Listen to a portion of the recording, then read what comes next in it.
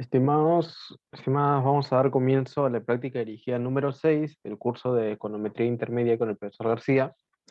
El día de hoy introducimos una nueva sección.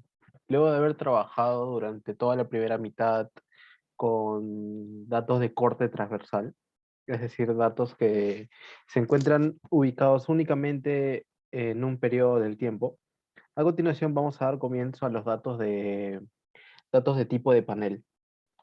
Existe otro tipo más de datos que son los datos de serie de tiempo que no vamos a ver.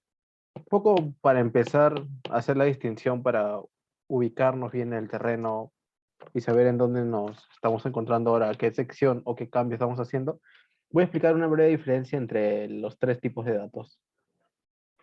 Tenemos los datos de corte. A ver, voy a conectar mi lápiz un momentito. Acá está.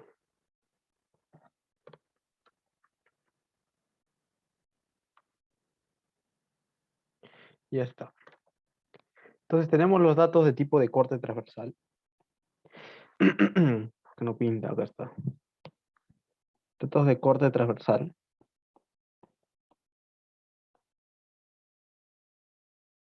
que son los datos con los que hemos trabajado de momento.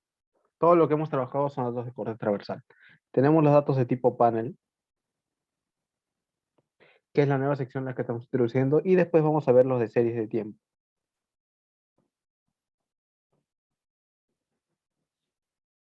No, no vamos a ver los de serie de tiempo. Los de serie de tiempo los ven en la parte en el otro curso que se llama Econometría Intermedia Macro. Antes lo veíamos en Econometría 2, en la segunda mitad, y el curso queda muy chico para ver tanto. Por eso es que tienen dos opciones de econometría. De hecho, pueden llevar ambas. Luego de haber llevado Ecomicro, pueden llevar Ecomacro. Así que tenemos los datos de corte transversal. ¿Qué tenemos acá? Tenemos un solo periodo en el tiempo, un momento en el tiempo.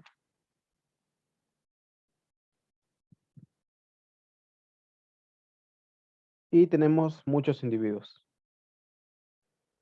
Muchos individuos. Tenemos el dato de panel. No, el de series de tiempo. ¿Qué tenemos en series de tiempo? Tenemos un solo individuo y muchos momentos en el tiempo.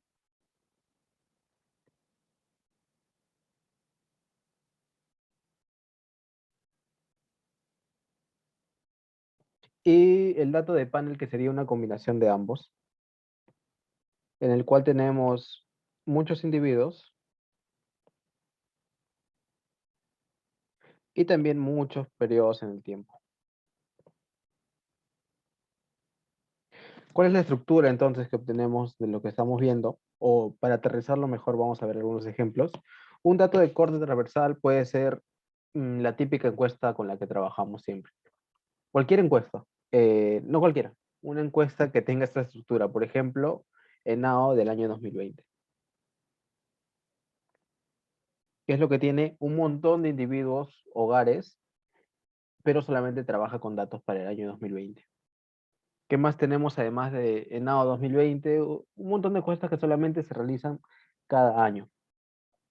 Mm, un censo también podría ser, por ejemplo, censo del año 2017, que tiene a los individuos, que son toda la población de Perú, pero solamente para el periodo 2017. Por ejemplo, la encuesta nacional económica, creo que se llama, del año 2019, es otra también. La encuesta de empresas, por ejemplo, del año 2013, si no me equivoco. Es otra también, que solamente se realiza en un año, pero tenemos varias observaciones. O sea, en un lado tenemos hogares, individuos, en el censo tenemos individuos, en la N, si no me equivoco, son empresas, en la encuesta de empresas tenemos las empresas. Entonces, tenemos empresas y hogares, individuos y así diferentes situaciones en las cuales tenemos estos resultados. Otro puede ser, por ejemplo, una recopilación, una base de datos que tenga el PBI del mundo para el año 2020. Entonces, tenemos el PBI para Perú, el PBI para Chile, de Estados Unidos, de Asia, pongamos Asia como una zona, ¿no? Que allá adentro puede estar China, etcétera. Y así tenemos diferentes observaciones, pero solamente para el año 2020. Eso es lo que hemos visto siempre, corte transversal. Series de tiempo, ¿cuál es la diferencia con series de tiempo? Pues acá ya tenemos un solo individuo y varios periodos. Por ejemplo, puede ser el PBI de Perú desde 1950 en soles del año 2000, el año 2007 creo que se suele hacer, 2017 base. Entonces, si tendríamos el PBI Perú desde 1980, tendríamos solamente a Perú, pero tenemos varios años, 1980, 50 creo que dije, ¿no? 50, 1951, 1952, sucesivamente hasta 1999 por acá y hasta el 2021. Y acá tenemos el valor del PBI, que sería nuestro X. El valor, el valor, el valor. Acá en cambio teníamos esta identificación y para cada uno diferentes valores, ¿no? Acá podríamos tener el valor de, bueno, en este caso este ejemplo no, sino si vemos un ejemplo de empresas, podríamos ver algo así. La empresa A, B, C, D y E. Y acá tendríamos el total de ingresos, por ejemplo. Por acá tendríamos los pasivos de la empresa, la caja, cuánto tiene en efectivo, los costos de venta y así sucesivamente. De esta manera. Por acá, ¿qué tendríamos? PBI de Perú, o en vez de PBI, vamos a ver principales variables macrofinancieras. Macrofinancieras. De Perú desde 1950.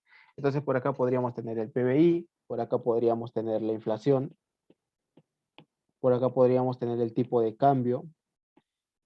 ¿Qué más podríamos tener por acá? La inversión. Y así sucesivamente tendríamos varias variables para una misma observación en diferentes momentos del tiempo. Por acá que tenemos en este caso tenemos un solo periodo, un solo momento del tiempo, pero tenemos varias observaciones. A, B, C, D, E. En cambio acá solamente tenemos A, que es Perú. Entonces, ya viendo esta diferencia entre ambos, tenemos por acá los datos de panel, que es una combinación de ambos. Entonces podríamos tener A, B y C, y por acá de nuevo A, B y C. ¿Y por qué? Porque acá tendríamos el año 2016, 2016, 2016, y luego acá pasamos al año 2017, 2017 y 2017. Entonces es una imagen mucho más global. Acá podríamos pensar que son individuos. Y por ejemplo, podríamos colocarle por acá la edad. Entonces en el 2016 A tiene 11 años, en el 2017 tiene 12, en el 2016 B tiene 19, en el 2017 tiene 20, en el 2016 C tiene 40 y por acá tiene 41. ¿Sí? Entonces esto es lo que vemos, edad, por acá puede ser nivel de ingresos. Acá en el 2016 A no recibía ningún ingreso y en el 2017 puede ser que siga sin recibir ingresos. Pero B en el 2016 puede ser que reciba 100 soles mensuales y en el 2017 puede ser que reciba 120. Y C, que tiene 40 años, puede ser que recibía 10.000 soles en el año 2016, pero en el año 2017 que reciba 9.000 soles. Entonces, son variables que se consideran en un cambio de tiempo, pero se hace seguimiento a unas observaciones. Por ejemplo, acá tenemos A que se repite, tenemos B que se repite y C también. Puede ser que no se repitan todas, puede ser que no necesariamente vamos a tener A durante todos los periodos de tiempo que tengamos dentro de nuestra base. Y esa sería una situación en la que tenemos una base de datos que no se encuentra balanceada. Pero si tenemos que siempre se repiten, es una base que se encuentra balanceada y es lo ideal. Cuando queremos analizar el comportamiento en el tiempo, lo ideal es tener una base balanceada. Cuando tenemos esos huecos de no balanceado, ocurren problemas. ¿Sí? Entonces, creo que con esto cerramos la introducción de la parte de los tipos de datos que tenemos, corte transversal, panel y series de tiempo. Si tienen dudas al respecto, ya saben que me pueden consultar por correo, cualquiera de estas preguntitas, y lo tenemos más claro. Ok, hemos visto esto, pero antes de continuar, vamos a ver otro breve detalle. Ya entrando específicamente en los datos de panel. Entonces, por acá yo tenía un documento que quería mostrarles, pero espérenme un rato que lo encuentro. Ah, era ese que estaba mostrando. Más acá abajo. Entonces, dentro de los datos de panel, vamos a ver peculiaridades. O sea, ok, decimos que estamos con datos de panel, pero dentro hay unas formas especiales en las cuales trabajamos de acuerdo a los datos. Saben que conforme vamos avanzando en el curso, de lo que todo es tan bonito y tan simple como decir, ok, tengo este modelo, hago mi regresión MCO y ya se acabó, veo cuáles son las relaciones o cuál es el efecto que tiene una variable sobre otra. Pasamos a aproximarnos cada vez más a lo que realmente ocurre y considerando lo que realmente ocurre, pues tenemos un montón de casuísticas que tienen que ser tratadas. Por ejemplo, o sea, no dentro del panel, sino un fenómeno tan impactante como el de la pandemia requiere mucho trabajo particular. No se puede, no puede ser dejado de lado. Y en general para diferentes estructuras de datos tenemos diferentes tipos de tratamientos a realizar. Entonces, trabajando dentro de los datos de panel, ¿qué es lo que tenemos por acá? Y acá tenemos la situación de dos situaciones principales. Uno de homogeneidad total, que es conocido como el pool, y otro de heterogeneidad inobservable. ¿Ok? Entonces, ¿cuál es la diferencia entre ambos? Y para responder esto, vamos a ir también con la pregunta número uno. ¿Qué nos propone la pregunta número uno? Nos dice por acá. A partir de la ecuación del modelo de datos de panel, este de acá, este modelo, ¿por qué es una ecuación de modelo de datos de panel? ¿Por qué tenemos esa estructura? Lo voy a poner acá más grande.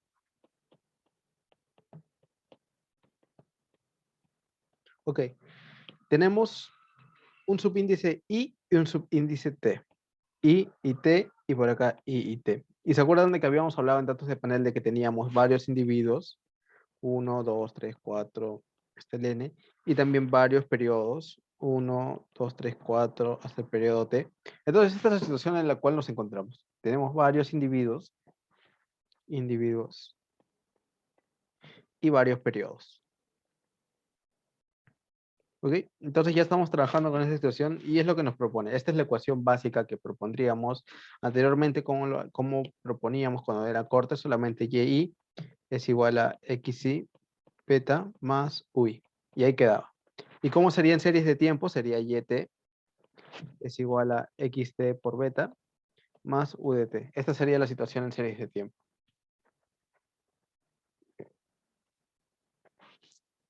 Ok. Entonces, me dice, a partir de la ecuación del modelo de datos de panel, plantee un modelo que considere, acá viene, acá viene esta situación en la cual se complica lo que tenemos. Un componente de heterogeneidad no observable. ¿Qué más dice? Invariante en el tiempo y aleatorio. Ok, entonces, esto es lo que tenemos inicialmente. Este modelo que se ve por acá. Pero la realidad no es tal cual la que vemos acá. ¿Por qué?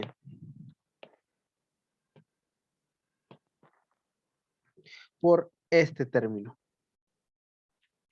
Este término considera, ¿qué cosa? Considera que las perturbaciones o lo no observable, porque ese término calcula todo aquello que no puede ser cuantificable. Entonces, todo lo que no es cuantificable o aquellas variables que no son observables y que no podemos medir, se encuentran capturadas por ese término de error. Como, por ejemplo, solemos decir que son las habilidades, las costumbres que puede tener una persona, las que se encuentran capturadas allí. Entonces, hay algunas costumbres que no cambian en el tiempo, o hay algunas habilidades que no cambian en el tiempo. Por ejemplo, pasan los años y yo sigo teniendo la costumbre ¿de qué? De utilizar un iPad para tomar mis apuntes. Pero durante mis primeros 20 años de vida utilizaba lapicero y cuaderno, o durante los 10 años anteriores. De ahora en adelante, desde los 20 para arriba, utilizo un iPad. Entonces, es un ejemplo tal vez un poco absurdo, pero creo que cumple su función de explicar este mantenimiento de algunos valores dentro de mis características o las características de un individuo en el paso del tiempo. ¿Ok? Otra puede ser en realidad las costumbres que tiene cualquier persona o las habilidades. Si es que yo durante todo el año no practico o practico muy ligeramente o hago lo mismo de siempre que hago en Stata, las habilidades que tengo en Stata para el año 2021 van a ser las mismas que el año 2022 y el año 2023. Entonces son habilidades que se mantienen invariantes en el tiempo y es una situación que realmente puede ocurrir. En general, habilidades de programación. Si siempre programo lo mismo y lo mismo y lo mismo, y no estoy innovando o no estoy buscando, enfrentándome a nuevas situaciones, me voy a enfrentar siempre a esta misma situación. Entonces, ahí ocurre un fenómeno en el cual esta variable no observable, el UIT, tiene dentro un componente que es invariante en el tiempo. Entonces, si queremos descomponer esto y ver este componente que es invariante en el tiempo, lo vamos a colocar como un alfa i y luego colocamos acá nuestro epsilon y t, porque también hay una parte que sí es variante en el tiempo. Entonces, la seguimos considerando, pero esta es la nueva variación que tenemos, aquella que es invariante en el tiempo. Y esta de acá es la que nos genera ciertas dificultades dentro del trabajo. Pero esto ya es un poco comentario, no sé si lo vamos a ver en el curso, pero también es necesario que lo sepan. Además, acá tenemos nuestras variables observables. Ok, pero si hablamos de variables no observables invariantes en el tiempo, ¿por qué no también pensamos en la situación de variables observables que no son variantes en el tiempo? Y definitivamente existen, como por ejemplo, la más simple que se nos puede venir a la mente es el sexo. Tenemos y y t, que es igual, por lo tanto, a xy por beta, más un, ¿qué le pongo? X1 ya, x2 y t multiplicado por beta 2. Entonces, estamos descomponiendo este término. ¿Y cuál es la diferencia? Que nuestra variable x no depende del tiempo porque es una variable que no cambia. Pero acá sí tenemos que cambiar el tiempo. Entonces, no sé si alguno se habrá hecho cuestionado esto, pero acá se los introduzco de todas maneras. Existe esta situación también. Espero que la veamos en el curso porque es bastante útil. Y esto deriva en lo que se llama un modelo de efectos aleatorios correlacionados. Efectos aleatorios correlacionados. Que probablemente lo vayamos a ver después, espero que sí. Si no, igual les va a venir seguro, o puede ser que en su tesis utilicen en algún momento este modelo. Yo lo he utilizado varias veces, no en mi tesis, sino en otras investigaciones que he realizado, cuando trabajaba con bases de datos internacionales, de negocios internacionales, de empresas en negocios internacionales. Tenía algunas variables, o sea, yo trabajaba de manera mensual, pero cuando trabajaba a nivel mundial, no tenía muy exacto, o no era muy sencillo conseguir el PBI o la variación porcentual del PBI mensual de todos los países, sino tenía la variación anual del PBI de todos los países. Entonces, yo estaba trabajando mensualmente, pero el PBI era de manera anual. Así que ahí tenía que recurrir a esta situación de efectos aleatorios correlacionados. Es en otro nivel. En un nivel más cercano lo que vemos es que tenemos una base de datos que tienen individuos y el sexo de los individuos se mantiene constante. Así como muchas veces también se mantiene constante el departamento donde viven. El lugar donde nacen también se mantiene constante. Entonces, es importante considerar esta dinámica también, pero ya lo vamos a ir viendo más adelante. Ahora solamente nos centramos dentro del término de perturbación. Entonces, creo que hemos planteado esta situación como desagregando nuestro UIT de esta manera. Vamos a verlo más en detalle en los apuntes que tengo por acá. El UIT lo desagregamos de esta manera, tal que tenemos lo siguiente, lo que ya hemos visto. Entonces tenemos acá el error limpio, el típico error con el que siempre trabajamos. Y luego por acá tenemos un error que es heterogéneo e independiente del tiempo. Este es el nuevo error que nos está generando problemas. ¿Ok? Ya hemos visto esto. ¿Qué más nos plantea la pregunta por acá? Analice los supuestos de perturbaciones esféricas. ¿Ok? Esto ya lo conocemos, ¿no? Lo hemos visto anteriormente. Y exogeneidad bajo el planteamiento de 1.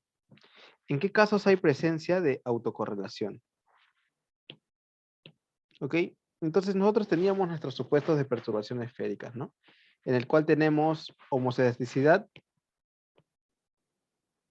y no autocorrelación. Estos son los supuestos que ya habíamos visto anteriormente.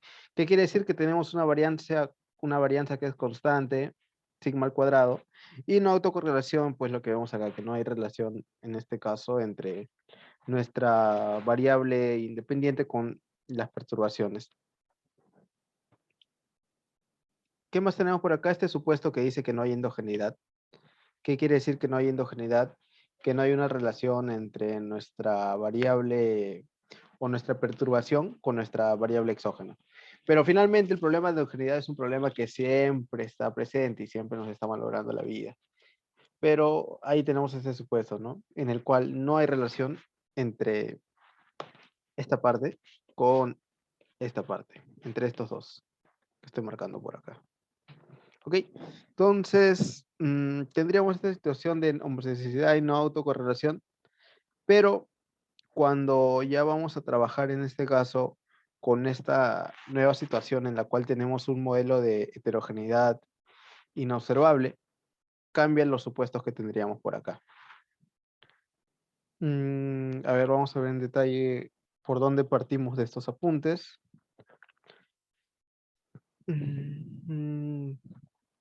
A ver.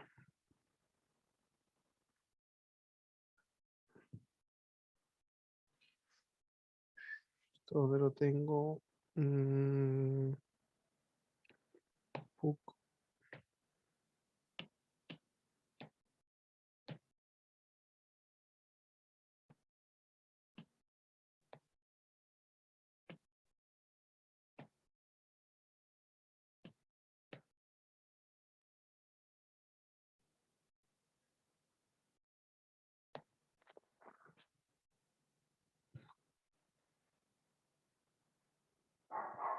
Ah, ya sé dónde verlo.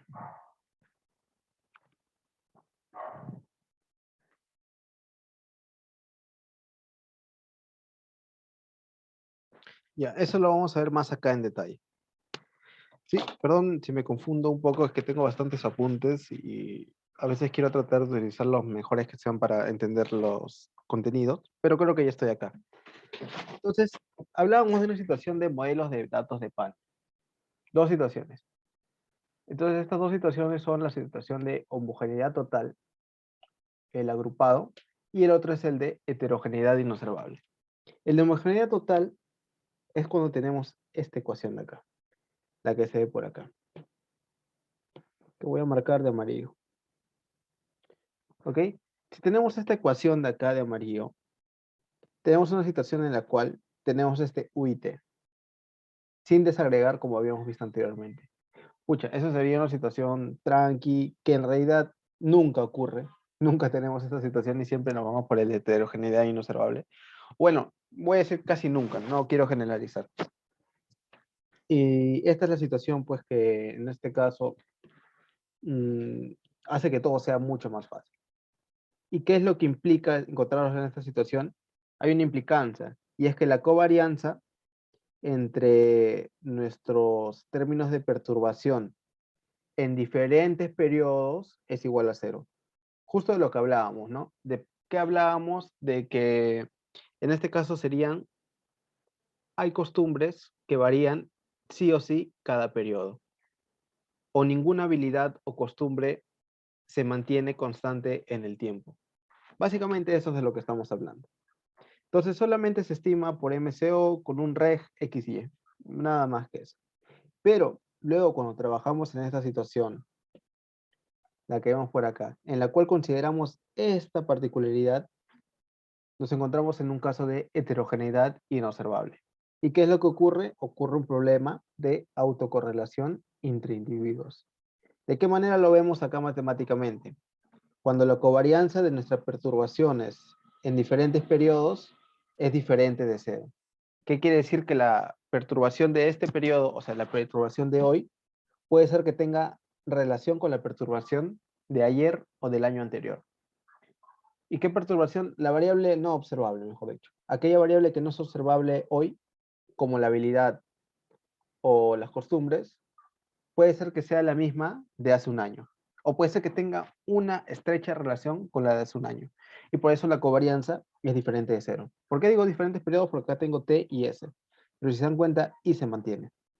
Acá tengo I que se mantiene y acá también varía T y S, pero la covarianza es cero. Entonces no había relación entre la variable no observable de hoy con la de hace un año. Pero casi. Y es lo que realmente suele ocurrir. Lo que suele ocurrir en las situaciones reales.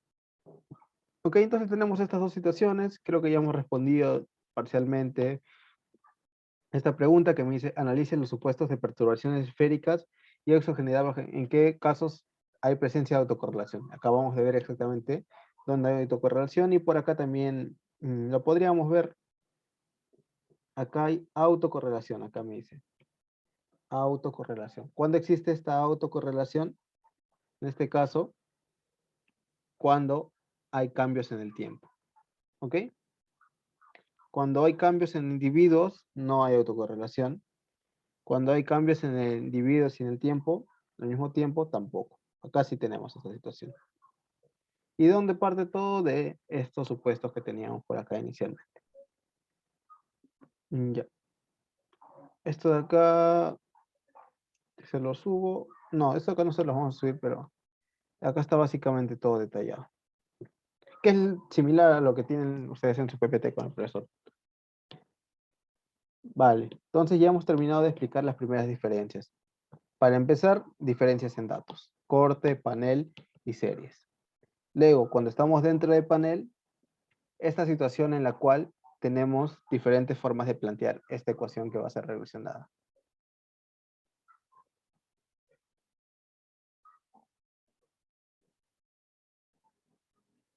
Y acá tendríamos estas dos situaciones en las cuales consideramos una más realista, digamos, en la que hay heterogeneidad inobservable y una que es homogeneidad total agrupado por acá. ¿Vale? ¿Cómo sabemos cuál de las dos situaciones es la correcta o con cuál deberíamos de quedarnos? Para ello existe un test que se llama el test de Brooch-Pagan, que todavía no lo han visto, pero ya lo deberían de estar viendo esta semana, en el cual la hipótesis nula me dice que estoy en una situación de homogeneidad total y la hipótesis inobservable, que la hipótesis 1 o alternativa me dice que estoy en heterogeneidad inobservable. ¿Cómo lo pruebo? Con este comando. ¿Ok? Este documento se los voy a compartir para que puedan tenerlo. Y dentro de heterogeneidad inobservable tenemos también otras dos situaciones particulares. ¿Cuáles son estas dos situaciones particulares con esta ecuación de acá? Tenemos dos formas de moldear los datos. Una es mediante un dato de modelos de efectos aleatorios y otra es mediante la forma de modelos de efectos fijos. ¿Y qué varía en este caso entre estos datos? Pues lo que se conoce como el problema de endogeneidad, que es este problema que siempre nos genera problemas y que les había dicho, siempre está, y ya volvió a encontrarse acá en los modelos de panel. En este caso también tenemos problema de endogeneidad. ¿Ok? Entonces, ¿cuál es el primer problema acá? Autocorrelación. Listo. Acá se mantiene la autocorrelación, pero además se le suma la endogeneidad. ¿Y qué hace referencia a la endogeneidad? Creo que ya lo habíamos visto, pero se los vuelvo a refrescar. Tenemos problema de endogeneidad cuando tenemos una relación entre X, que son nuestras variables observables, y nuestro alfa, que en este caso es nuestra variable inobservable. X y T y alfa y. Cuando hay una relación entre estos de acá, estamos en una mala situación, porque nos encontramos en una situación en la cual tenemos este problema de endogeneidad. Y este problema de endogeneidad tiene que ser limpiado, solucionado. Felizmente, los modelos de datos de panel presentan una estructura que a veces nos permite limpiar esta endogeneidad rápidamente. Y no es necesario, como en modelos de corte, presentar una alternativa como variables instrumentales. Ahí sí teníamos que ver la existencia de una variable que limpie este efecto y que por lo tanto tengamos una variable limpia de endogeneidad. Que eso sí lo habíamos visto y lo recuerdo bien. En este caso, los datos de panel ya nos dan unas ventajas que son, a través de su misma estructura, poder limpiar este problema. ¿Ok? Entonces, vamos a ver estas dos situaciones. Está el modelo de efectos aleatorios.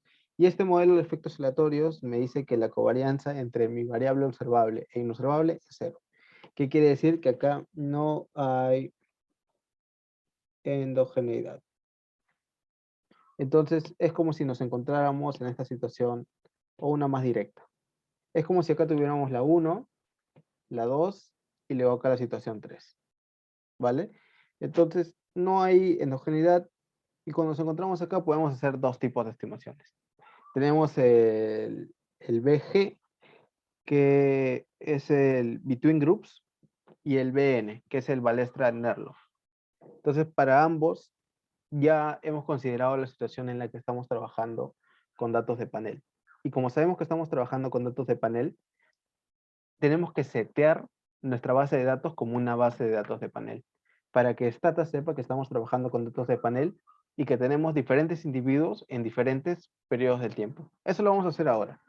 Pero acá dándonos cuenta, ya no es solamente reg, sino es xtreg. Cambia. Y acá tenemos diferentes opciones. Por ejemplo, una de ellas es el BE, que hace referencia a este estimador. Luego tenemos este de acá también, que utilizamos el RE. Entonces van cambiando las estimaciones. De hecho, tenemos estas dos observaciones. Acá trabajamos con el promedio en el tiempo y acá trabajamos por MSG. Una de ellas, un momentito, voy a tomar agua.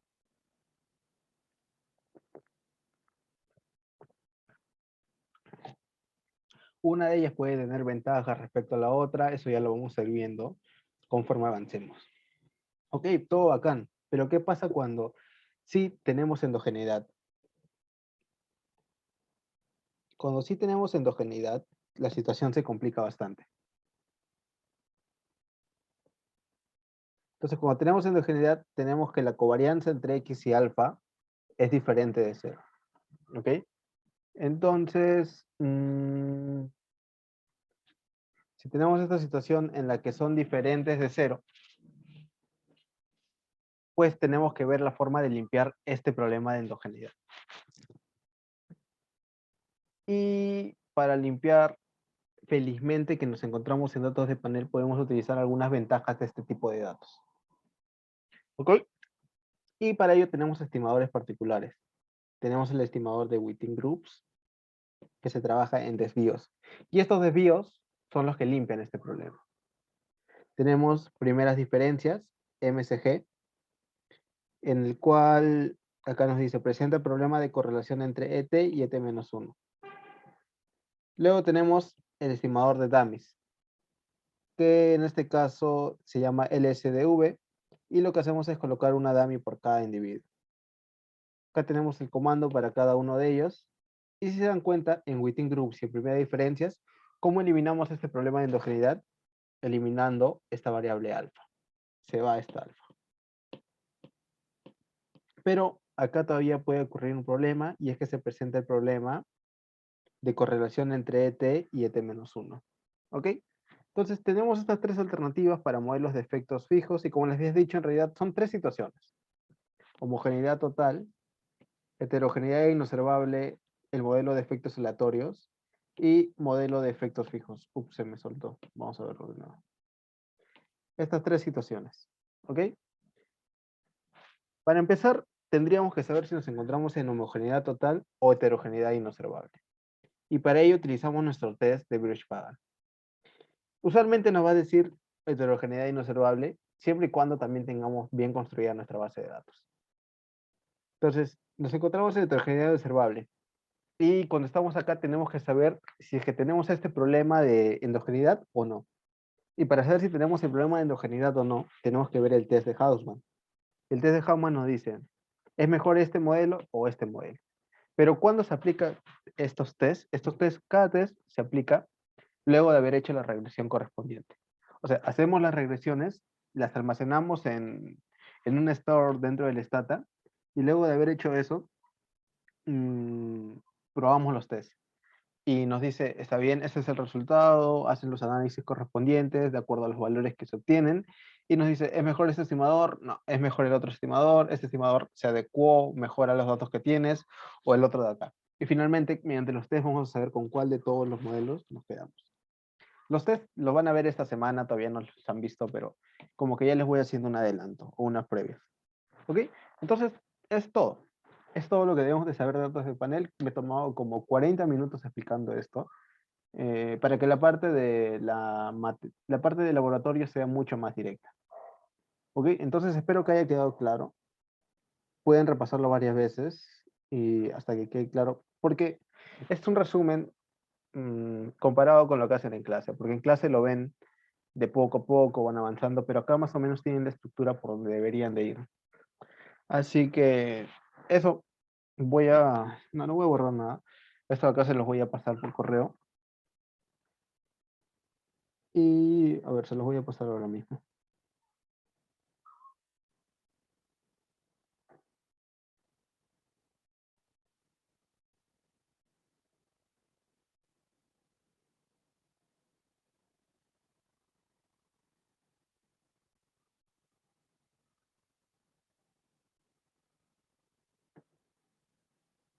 Acá.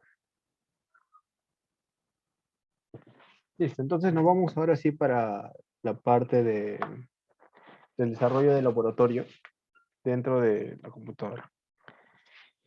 Mm, es bastante corto esto. Vamos a ir viendo.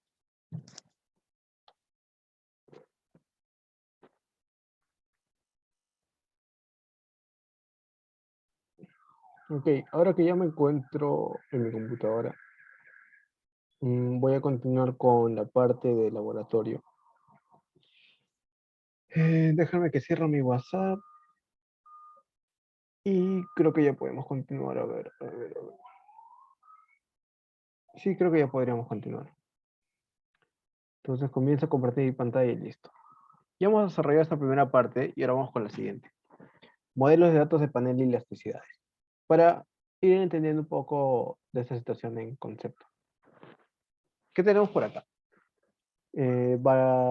Balgatti y Griffin utilizan la base de datos gasoline.dta para analizar la demanda de gasolina en los países de la OSD.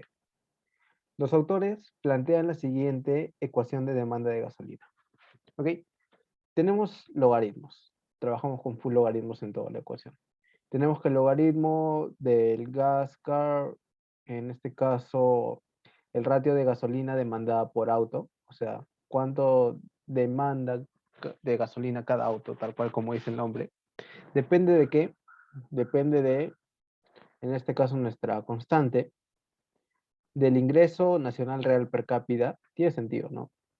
Ingreso nacional, gasolina. Mayor ingreso per cápita, mayor, en este caso, demanda de gasolina. Podría ser que haya una relación de esta manera. O podría ser que mayor ingreso per cápita, menor demanda de gasolina. Puede ser también, dependiendo del contexto en el que estamos analizando. Siempre importa el contexto. No podemos hacer análisis así también, tan simples. Luego por acá tenemos el precio real de la gasolina por autos o para autos. Entonces, si aumenta el precio real de la gasolina para cada auto, debería de disminuir, en este caso, la demanda de gasolina por auto. Y finalmente tendríamos acá el stock de autos per cápita. O sea, ¿cuántos autos tiene cada persona? Me parece que debería de ser. Entonces, en promedio, si hay una mayor cantidad de autos, debería de haber una mayor demanda de gasolina. Mm, Entonces, vemos cuál es la relación que tenemos en este caso entre estas variables y vamos a resolver el problema. ¿Por qué nos encontramos en una situación de panel?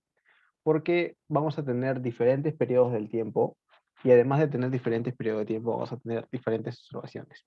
Entonces, en la parte A me dice, mencione el número de países y el periodo analizado.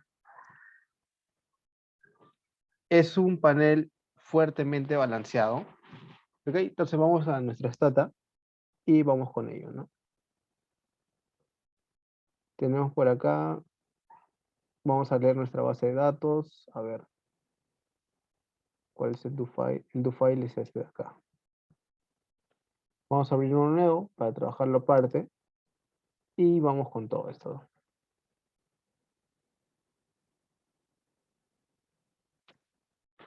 Listo, vamos a leer nuestro directorio donde tenemos todo, que en este caso mi directorio es este, así que copio el link o copio la ruta, lo pego acá, que debería ser lo mismo, y le doy control D. Luego de ello, vamos a leer nuestra base de datos, que es gasoline.dta. Listo, ya leímos nuestra base de datos. A ver, estoy viendo dónde volar este menú. ¿Cómo hago para minimizar esta cosa? A ver, optimizar para clip de video, ¿qué es esto? Ups, creo que hice algo mal. Uy, no, no, no, no, no, no, no, no. A ver, ocultar controles de reunión flotante. Ya, los he ocultado y ahora los muestro. Ya, primera vez que veo que se puede ocultar. Listo, ya los oculté. Bacán, ahora sí. Me imagino que sí se debe estar compartiendo. A ver, voy a comprobar de todas maneras. Ya. Por seguridad, mejor no, no lo quito. Entonces ya leí la base de datos y podemos ver a grandes rasgos cuál es la estructura que tiene. ¿Qué vemos por acá? Country, vemos varios países y años. Se dan cuenta que hay varios años también. En este caso, Austria, Belgium, no estoy seguro cuál es, no sé si será Bélgica, Canadá, Dinamarca, Francia, Alemania, Irlanda, Italia, Japón. Un montón de países que vemos por acá. Bueno, no son muchos. Y vemos también varios años. Luego vemos estas variables. Entonces, vemos una situación que va más o menos por ahí, en la cual habíamos descrito anteriormente que veíamos una agrupación de varios años y varios países.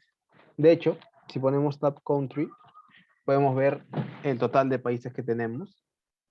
Y si ponemos Tab Country en abajo, podemos ver que son 18 países. Si vemos Tab Year, ¿cuántos años tenemos? Wow, tenemos bastantes. Serán 18, ¿no? 1, 2, 3, 4, 5, 6, 7, 8, 19 creo. 9, 10, 11, 12. 19 años. Que más fácil era poner solamente display. O sea, lógicamente son 19, pero a veces no confío y me gusta hacer los cálculos. Ya. ¿Qué?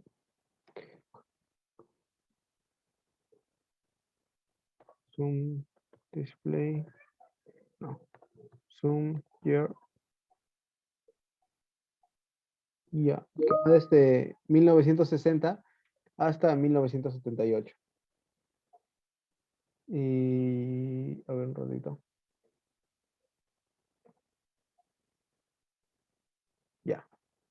Entonces, ya tenemos, o estamos viendo cuál es la estructura del country, del IDE, de year, que son los años.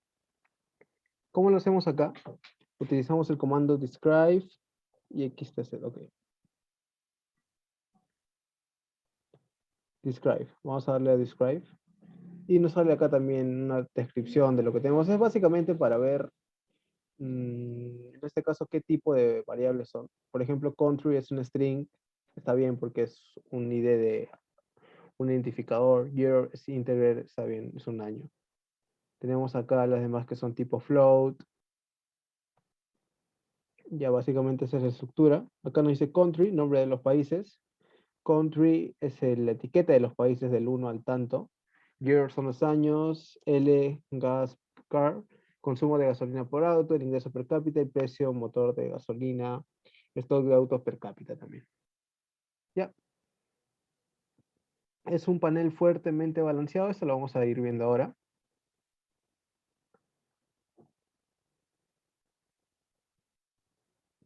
Ya. Acá lo vemos. Colocamos el comando xtz country y year. ¿Por qué hacemos esto? Y ojo cuando lo vayan a hacer ustedes. En country, con country hacemos referencia a nuestros individuos. Entonces, en este caso, ¿cuál es el individuo? Es el país. Por lo tanto, ponemos country. Y en year hacemos referencia al número de años. Entonces, es como si tuviéramos un xtz y acá ponemos i, que es individuo, y t. Pero en este caso, i se llama country y year se llama t. Pero una peculiaridad o una consideración que tienen que tener es el formato en el que se encuentran estos datos. Si ponemos country como tal, o sea, Austria, como con estos nombres, no va a funcionar el comando. Tenemos que tener un número que identifica cada país. Por lo tanto, hemos creado un código, un número para cada uno de ellos. ¿Cómo pueden crearlo si es que están en esta situación? Gen var, voy a ponerle gen ID, es igual a group. Si no me equivoco, debe ser así. Country. Vamos a ver si es que me funciona o no. Eyen, tal vez. Ya, a ver, vamos a ver si ha funcionado. Sí, sí funcionó. Entonces, para todos los que son Austria, le ha colocado el valor 1. Para los de Belgium, le ha colocado el valor 2. Para los de Canadá, le ha colocado el valor 3. Y acá más abajo, para Japón, el valor 10. Para Norway, el valor de 12. España, 13 y así sucesivamente. Entonces, acá ya tenemos una forma en la que se hace esto. Y pues los años ya están en este formato, ¿no? Ya están en un formato numérico. ¿Qué es lo que queremos? Que estén en este formato. Si es que están en ese formato, bacán, porque tenemos una forma más sencilla de hacerlo y directa. Pero ¿qué pasa si en vez de poner esto, pondríamos acá country como tal? O sea, el nombre de color amarillito, que es el string. Vamos acá y control D, me sale string variables not allowed in barries. O sea, las variables string no están permitidas en este caso. Y nos dice country es una variable string. Por lo tanto, pongo la nueva que hemos generado, country-abajo, que es lo mismo que ID, y acá sí me sale. Entonces, panel variable country fuertemente balanceado. Bacán. Entonces está fuertemente balanceado. Eso nos da buenos indicios de que tenemos un buen camino por donde hacer la regresión porque tenemos bastantes observaciones que se repiten en el tiempo. Y acá tenemos delta, que ya time variable, que va de 1960 a 1978.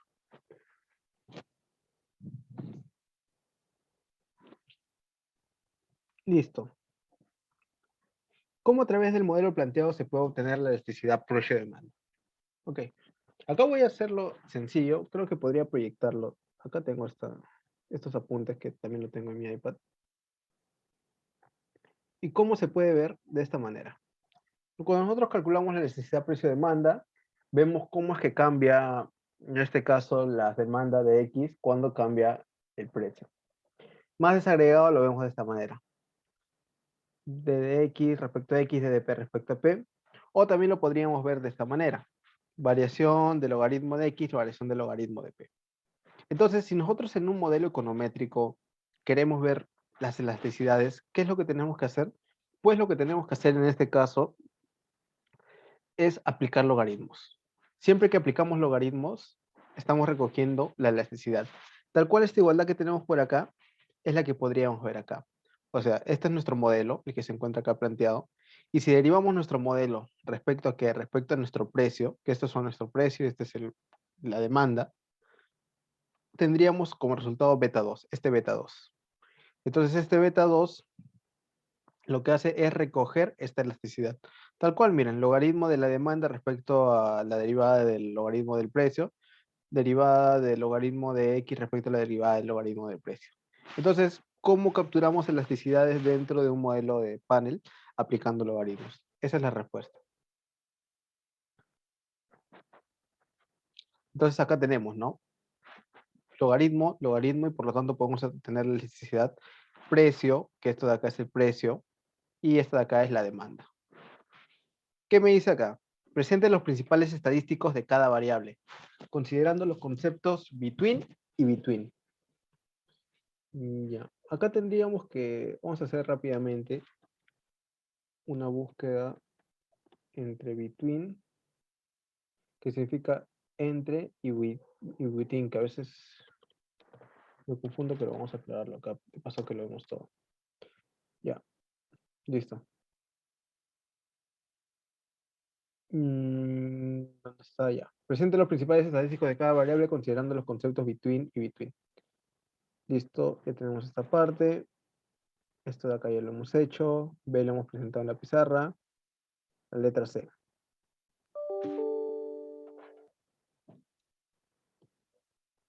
Esto de Tab Year ya lo hemos visto también. Se los mostré hace un momento. Y por acá tenemos el Summarize.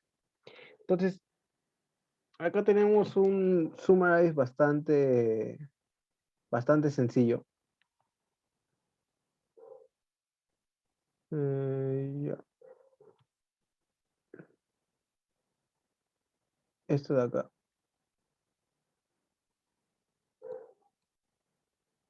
Esto de acá también va acá. Este es un summary bastante sencillo que nos da este resultado cuando queremos ver un resumen en general, como si no consideramos que nos encontramos en una situación de datos de panel. Pero acuérdense que anteriormente ya habíamos colocado acá el XTZ para definir que estábamos en datos de panel. Entonces, si queremos ver en una situación particular de datos de panel, el summarize no es suficiente. Deberíamos utilizar el XTSUM. Entonces ponemos acá nuestras variables que queremos describir, coma, y acá ponemos el identificador, el individuo, que en este caso era country. Entonces seleccionamos este comando y lo corremos. ¿Y qué es lo que vemos por acá? Se ve de manera mucho más desagregada. En este caso, si comparamos el overall, o sea, el que tiene todo por agrupado, vamos a ver que es lo mismo que tenemos por acá arriba. ¿Dónde está? Acá está. Para el L income, ya debería de ser lo mismo. Acá, a ver. Carp. Ya. Sí, es lo mismo.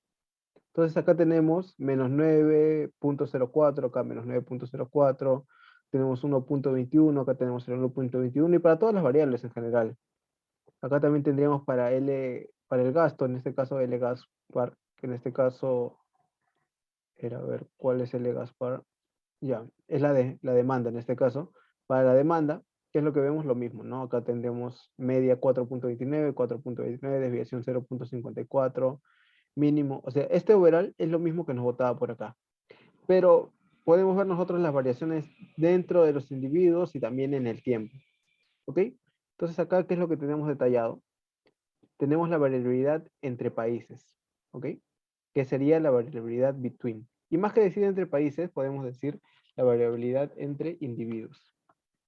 Entonces, para el between, que es la variabilidad entre individuos, tenemos este resultado y de hecho nos bota el n de 18, que hace referencia a cada uno de los individuos.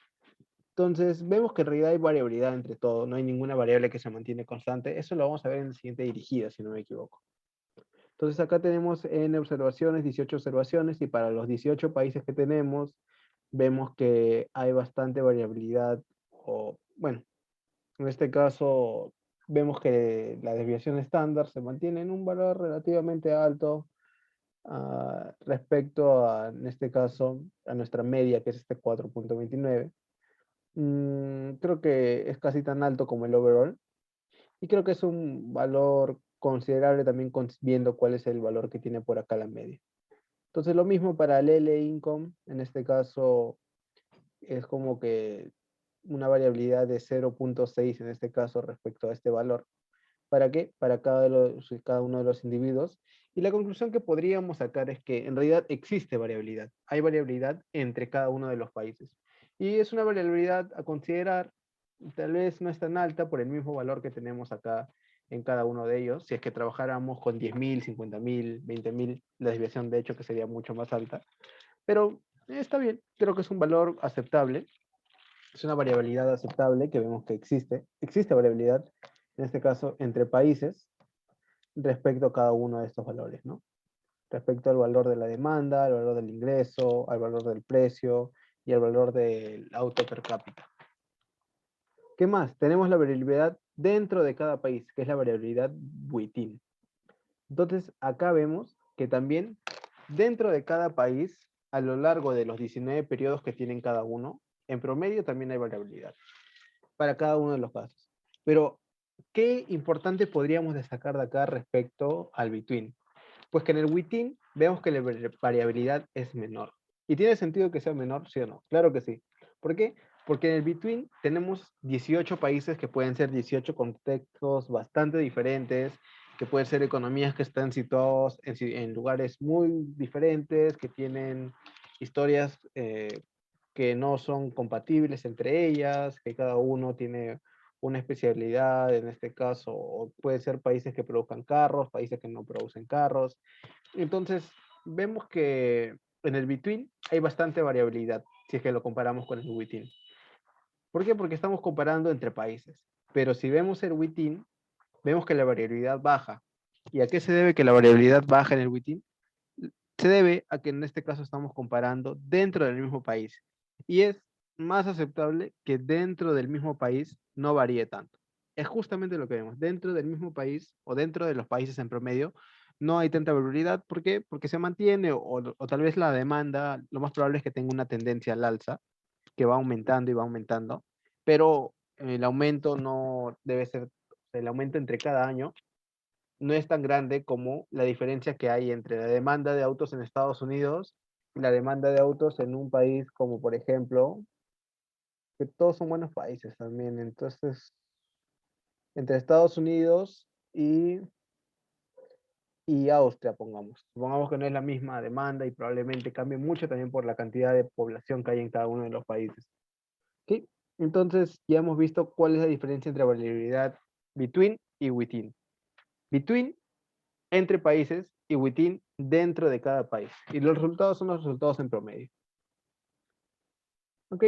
¿Qué me dice? Presenta un gráfico del consumo de gasolina de cada país a través del tiempo y justifique intuitivamente la presencia de heterogeneidad no observable. Vamos a ver.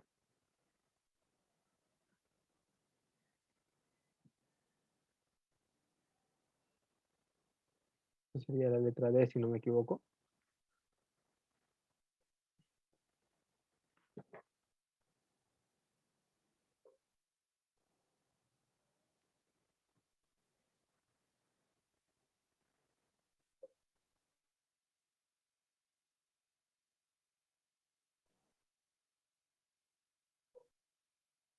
A ver que nos cargue.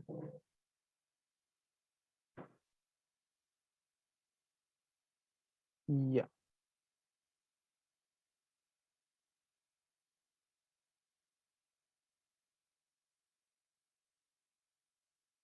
Ok. ¿Qué es lo que tenemos por acá? En este caso vemos la demanda de cada auto entre todos los países.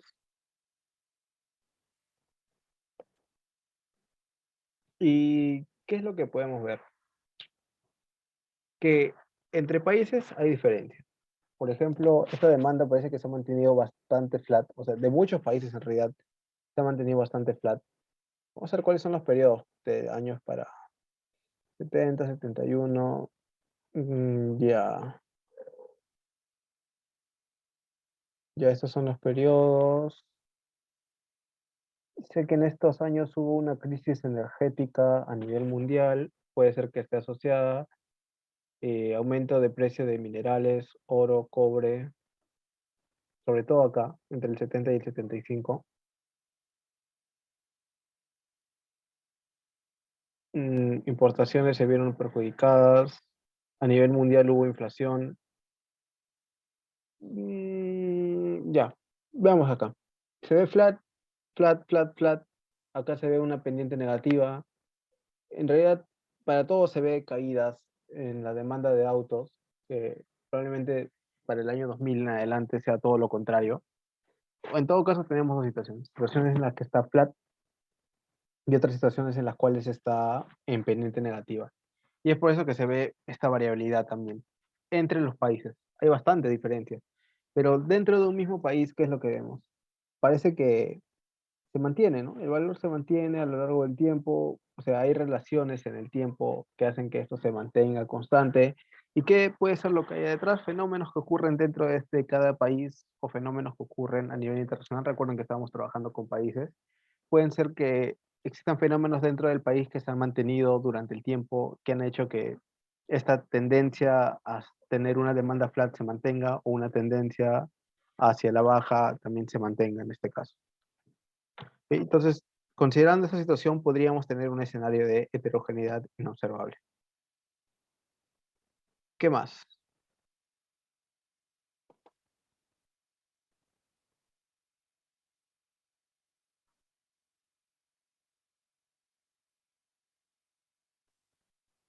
E. Dice, hay el estimador pool. Comente e interprete los resultados. Como ya habíamos visto anteriormente, el estimador pool no es nada más que la misma regresión que estamos acostumbrados a hacer, en la cual no consideramos ni siquiera una estructura de datos de panel. Lo vamos a abordar como pool. Entonces, acá tenemos las interpretaciones y nos dice que, bueno, podríamos ver, ¿no? ¿Qué tenemos por acá? Es significativo a nivel grupal individualmente también es significativo.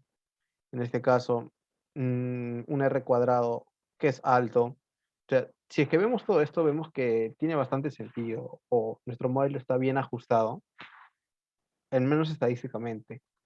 Pero no es lo correcto cuando trabajamos con datos de panel, no considerar una estructura de datos de panel. Puede ser que tal vez esté bien si es que no existe heterogeneidad inobservable. Y para eso también tenemos los tests que podríamos probar. Creo que acá yo no he colocado test en esta PD. Sí, no coloqué test porque no nos pedían o no habían visto ustedes en la clase. Pero para la siguiente semana podemos continuar esto, complementar esta PD y complementarla con los tests y probar qué es lo que nos dicen.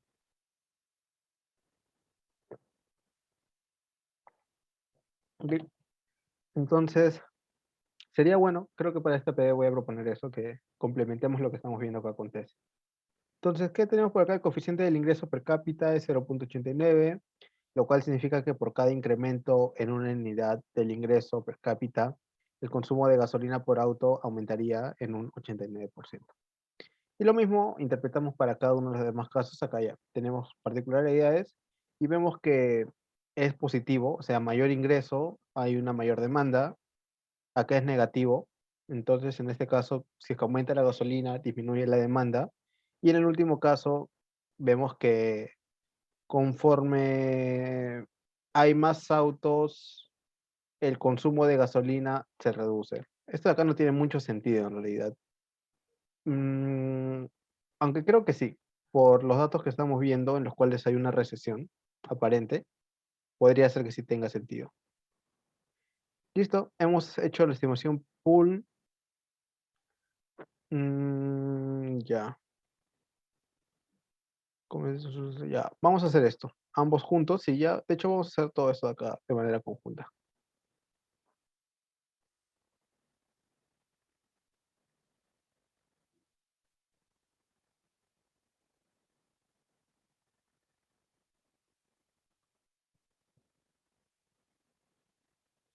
Y acá tenemos la siguiente regresión, pero en esta regresión que estamos haciendo, sí contemplamos esta situación en la cual trabajamos con datos de panel. Y de hecho acá nos dice, el grupo con el que controlamos los individuos es country, número de observaciones, cuántos grupos tenemos, cuántas observaciones por grupo, o sea, recontra bien balanceado mínimo, el promedio y el máximo es 19. Tenemos la significancia conjunta y la significancia individual también. ¿Qué es lo que vemos? Que las relaciones se mantienen, pero que los coeficientes cambian. Cambian las magnitudes y probablemente estas magnitudes sean mucho más precisas porque consideran la variación que tienen estos individuos a lo largo del tiempo. Y no hace como si fuera un corte transversal en el que regresiona todo de una sola vez. ¿Qué me dice acá? Los coeficientes presentan mayor varianza. A ver, 1.5. Sí, acá presentan mayor varianza, lo cual conlleva a que los t-tests, o sea, estos test de acá, sean pequeños y no se rechace la hipótesis nula. Mm, acá tenemos luego el de RandomFX y podríamos agrupar todo finalmente.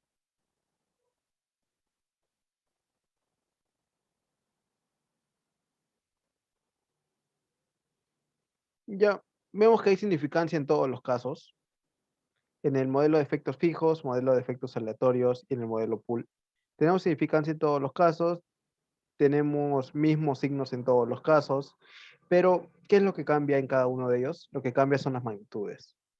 O sea, cambia bastante las magnitudes, incluso por acá hasta la mitad, ¿no? Acá tenemos menos 8.9, acá tenemos menos 0.42, acá también hay una caída, y lo que puede ser que esté ocurriendo es uno de dos escenarios, o que estos estimadores se encuentren, a ver, inflados, porque hay un sesgo a que acá es un valor mayor y acá es mucho menor en este caso, o sea, inflados para arriba y para abajo, o que los de acá estén desinflados, los de modelo de efectos aleatorios.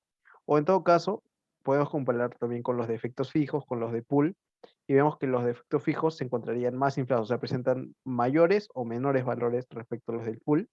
Y si comparamos efectos fijos con efectos aleatorios, también vemos lo mismo. Los efectos fijos son mayores o mucho menores que los defectos aleatorios.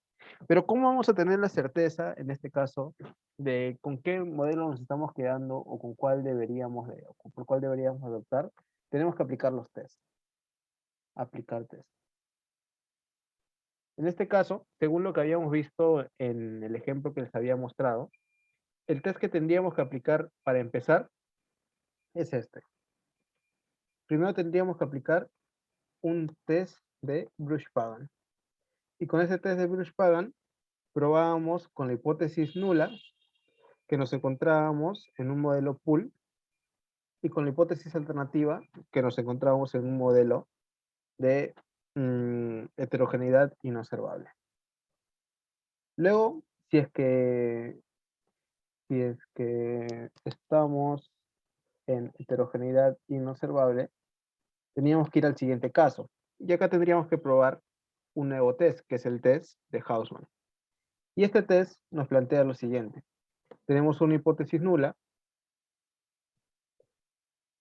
en el cual tenemos un modelo de efectos aleatorios, una hipótesis alternativa en el cual tenemos un modelo de efectos fijos. Entonces, acá tendríamos que ver con cuál de los dos nos quedamos, si es de efectos aleatorios o de efectos fijos. Y básicamente eso. Básicamente esto de acá. Acá podría ser que haya un problema de endogeneidad en el de efectos fijos y sería mejor, no, en el de efectos aleatorios deberíamos optar por el de efectos fijos. Entonces no lo vamos a saber con certeza hasta que no apliquemos estos test. Una vez que aplicamos los test, vamos a saber verdaderamente cuál es lo que deberíamos dedicarnos. ¿Por qué? Porque nos estamos basando en la estadística. ¿Ok? Entonces esto queda pendiente para la clase que viene.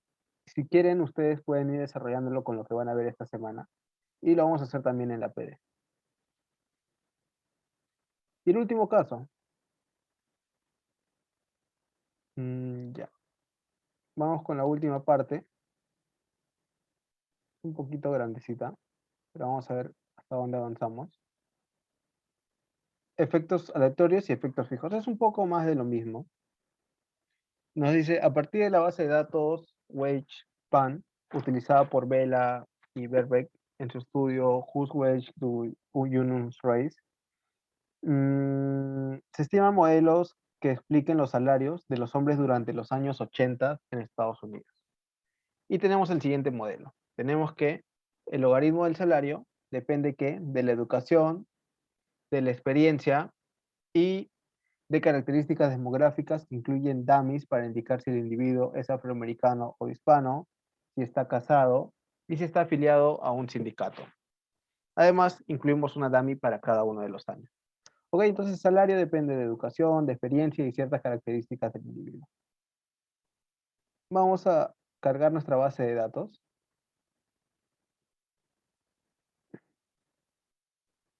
Acá falta el coma clear.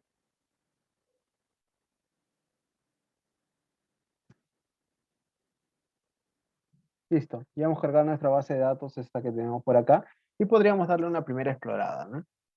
Entonces acá tenemos, yo me imagino que NR es el identificador de personas, year es el año. Entonces tenemos del 80, 81, ¿hasta dónde? Hasta el 87. Entonces acá tenemos para la persona 13, desde el 80 al 87, para la persona 17, del 80 al 87, del 18 también, y así sucesivamente. Por acá es una base mucho más grande que la que habíamos visto anteriormente. Acá tenemos la 4884, que va del 80 al 87. Listo. Entonces esta es nuestra base de datos. Ya le hemos dado una primera inspección y vemos que es una base de datos de panel. Acá me dice, describa los datos y me pregunta si están en formato white o en formato long. ¿Y cómo podríamos verificar ello? Entonces, bueno, este describe es un poco más de lo mismo, pero vamos a ver el tipo de dato que tenemos y vamos a ir describiendo. Describe, esto es lo que acabamos de ver. Bueno, ver es para ver los datos que ya hemos visto. Entonces, ¿qué tipo de datos tenemos? ¿Un white o un long? Para mí el long se parece bastante a unos datos que serían como series de tiempo. O sea, no son series de tiempo, pero tiene una estructura que va más similar a ello. Y ahora vamos a ver acá qué es lo que nos pone en la explicación. Nos dice, lo que tenemos acá es un formato wide, ya que los años de datos son amplios. ¿Ok? Es posible que deseemos que los datos sean long, donde cada año de datos se encuentre en una observación separada por filas. En este caso, la base de datos está en formato long. ¿Ok? Si quisiéramos cambiar la presentación, podemos utilizar este comando, que sería el de acá.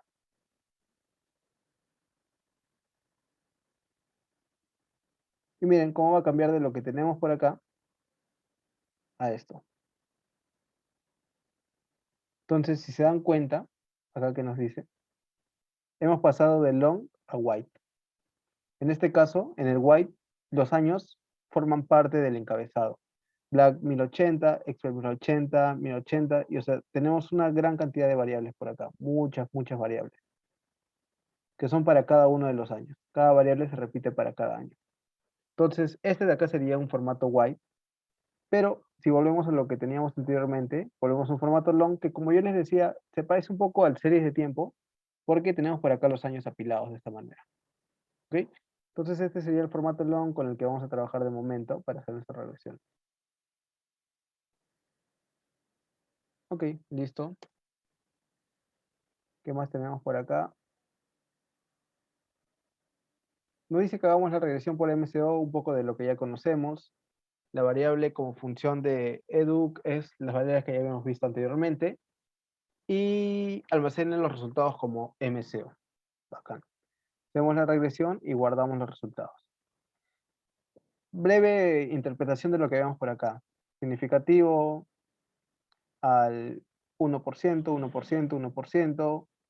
En este caso, significancia grupal también al 1%. Un R cuadrado, bueno, relativamente bajo. Por acá tenemos los coeficientes, relaciones positivas, negativas. O sea, no estoy interpretando la magnitud, pero lo correcto es que interpreten en magnitudes, en detalle, de acuerdo al tipo de variable que tenemos también. En este caso, ojo que esta variable es logaritmo, entonces la interpretación se tiene que adecuar a ella. Acá nos dice, ¿no? Podemos analizar los coeficientes, magnitud, signo, p-value, obtenemos que hay acá uniones significativas. TSF se rechaza la hipótesis nula de que alguno de los coeficientes sean iguales a cero, lo que es similar a decir que el modelo está siendo explicado por las variables incorporadas. Bacán. Supuestamente todo sale bien. Vamos a continuar. Sabemos ya nosotros que estamos con datos de panel. Entonces, definimos nuestra base de datos como una base de datos de panel. ¿De qué manera? En la que identificamos a nuestros individuos y a nuestros años. Entonces ponemos NR y YER, que sería ID y T. Listo, ¿qué nos dice por acá? Acá, fuertemente balanceado, que es justo lo que queríamos. Del 1980 a 1987. Existe observación por cada individuo en todos los años. Genial. Vamos a hacer ahora una descripción seguro. Esto de acá ya no lo voy a enfatizar porque lo hemos visto hace un rato. XTDs. En este caso, cuando tenemos acá pattern 1, 1, 1, 1, 1, así, quiere decir que está fuertemente balanceado. Y de hecho acá lo vemos, ¿no? La distribución en todos los cuantiles está con 8, que son, ¿qué se refiere a 8? Es el número de periodos que hay. Acá también deberían de haber 8, ¿no? 3, 4, 5, 6, 7, 8. Genial.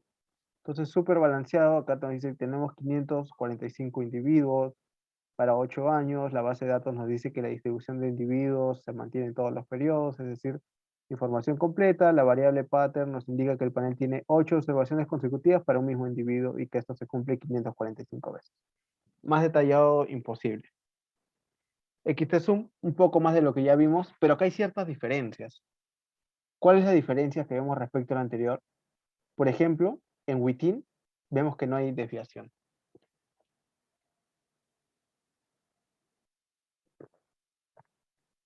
¿Qué nos indica que en Within no hay desviación? ¿Y por qué en Black no hay desviación? Eso sería una buena pregunta para práctica. ¿Por qué vemos que no hay desviación en Black? En este caso, se debe que no haya desviación en Black debido a que, en este caso, esta variable de raza no cambia en el tiempo. O sea, acá te ponen hispano o negro, si no me equivoco, o afroamericano. Entonces, tú eres hispano o afroamericano y siempre lo vas a hacer desde que naces hasta que mueres. Por eso dentro del individuo no hay variabilidad, pero entre individuos, o sea, entre los individuos sí existe esta variabilidad. Lo mismo para hispano. Hispano es 0. En cambio, married sí tiene variabilidad. ¿Por qué? Porque puede ser que haya estado casado o que no haya estado casado, o que haya dejado de estar casado porque se ha divorciado. Entonces, ahí sí hay variabilidad. Luego, ¿qué más tenemos por acá? En Educ parece que al parecer, bueno, parece que al parecer, perdón, parece que en esta base de datos no había variabilidad en Educ, tal vez porque ya son hombres mayores y no han recurrido a mayor grado de educación. Entonces, un poco de lo que ya les dije está por acá. Mm, lo que dije, Married y Union presentan un cambio en el tiempo, no obstante, las variables Edu, Black, sí muestran una invariabilidad en el tiempo a nivel de individuo y ya está explicado el motivo por qué. Como les dije, era buena pregunta para práctica, pero bueno, lo dejamos ahí. ¿Qué más nos dice por acá? Ya estamos avanzando bastante rápido.